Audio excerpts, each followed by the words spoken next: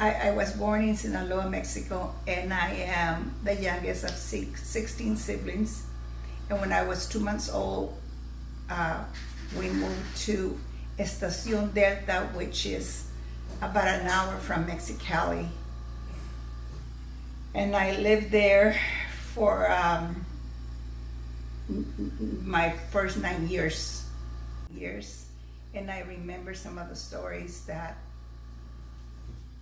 we only would had enough money to have maybe beef once a week or once every 2 weeks, but we did have, homemade tortillas, beans, and then there was a man down the street that sells snow cones, and we always wanted that.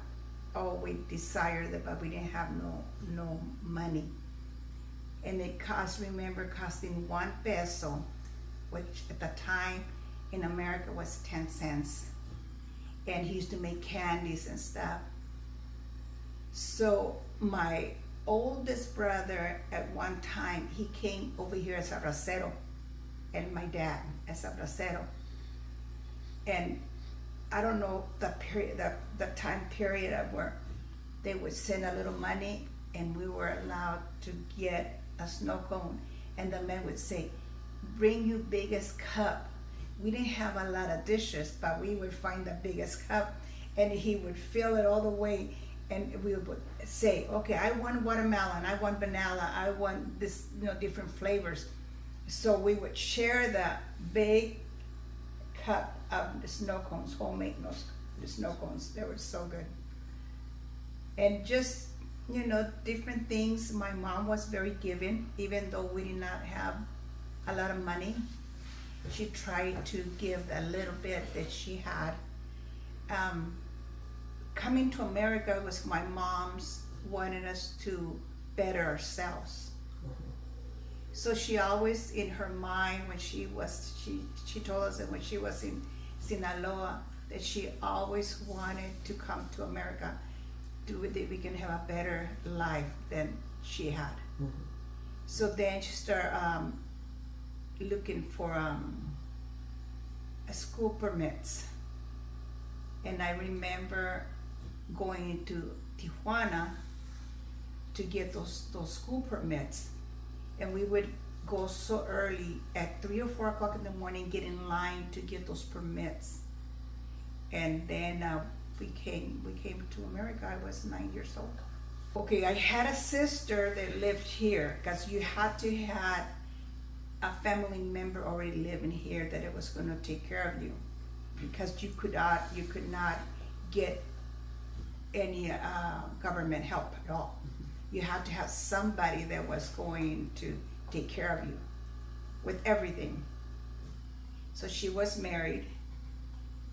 She married a soldier, and so we lived with her, and we went to school here. And of course, it was a better life. And on the weekends, on Saturday and Sunday, we would go work in the fields.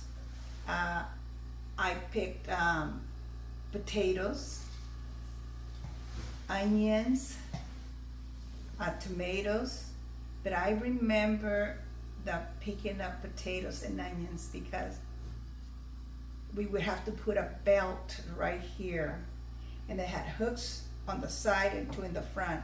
So we would get our bags and put them in the front, and we would just bend over and just picking up, potatoes, and then put them to the side, and then there would come a trailer and pick up all the bags. But it was hard. It was a lot of work, but we wanted to, because we can get a little bit of, buy clothes and stuff. But there was even times that I could not even afford the lunches in the school, and at that time was 25 cents for the lunches. But I remember being with one of the teachers, Mrs. Rice, and they would ask, who wants to work in the cafeteria this week? I would raise my hand right away, because I wanted to have my lunch, But I would take lunches and my mom would make burritos in a paper sack. But I was embarrassed to eat the burritos, so I would put the paper sack and eat it like this, you know, to cover the burrito. So then the kids, what do you have there? A burrito? You want to trade? So I was trading burritos to get the lunch, because they were good lunches back then. And then when I turned 16, my two sisters opened a restaurant, and I went and I started working as a waitress. So I was working at my sister's restaurant. I was 16, but I was not 16 when I met Papa. I was almost 18. Because see, we went to high school together, we went to junior high together, we went to elementary together, but we didn't know each other.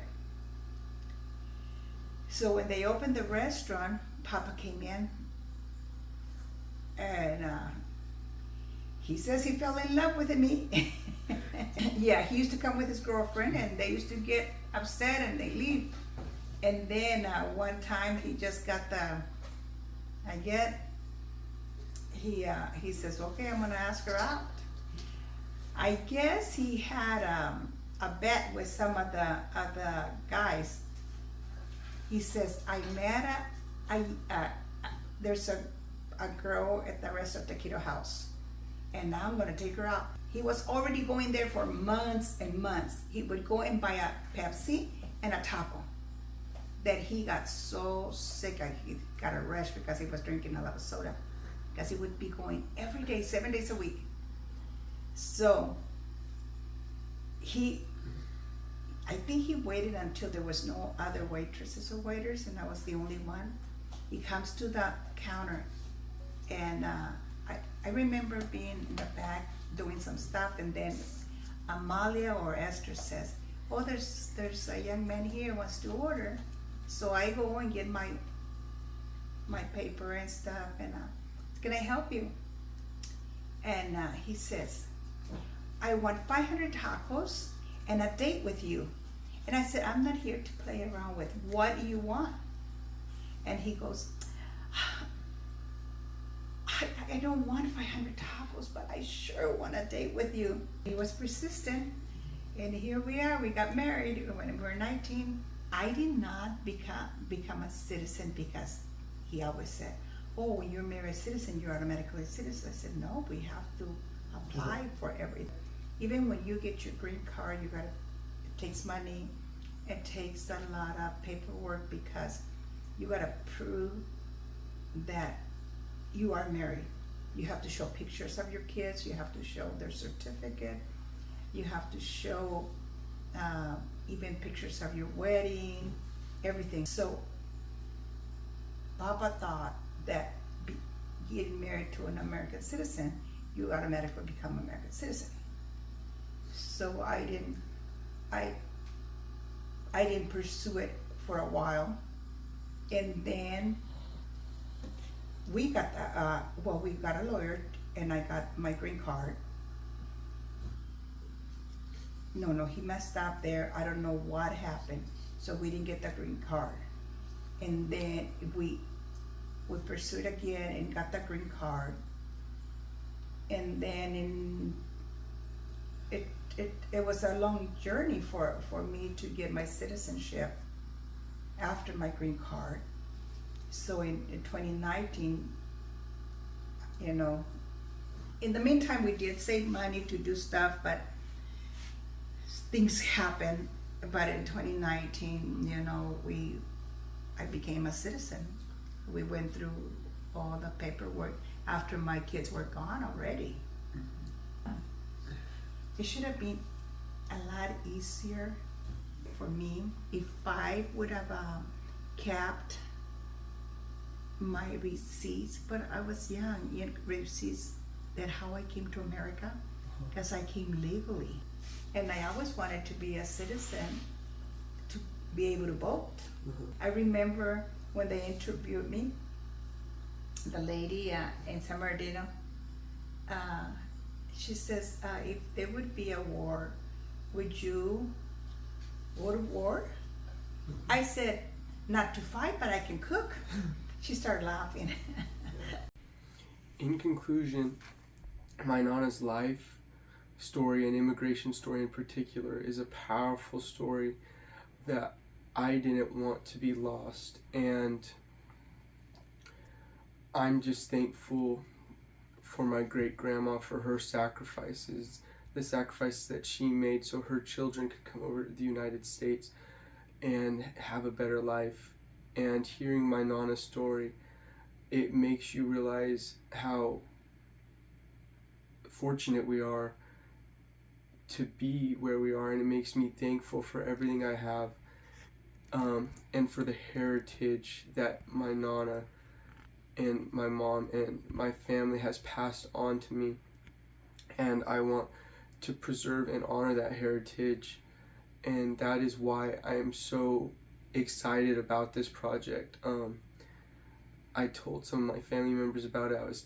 And when I went over to my Nana's to video, she told several stories that a lot of my family members had not heard before. And to preserve the spoken word, to preserve individual histories, not just the history of a nation, but the history of a person and the history of a family, is so important. And hearing my Nana's story made me thankful for everything I have, for the family I have, and it really did make me realize how fortunate I am to live in the United States today.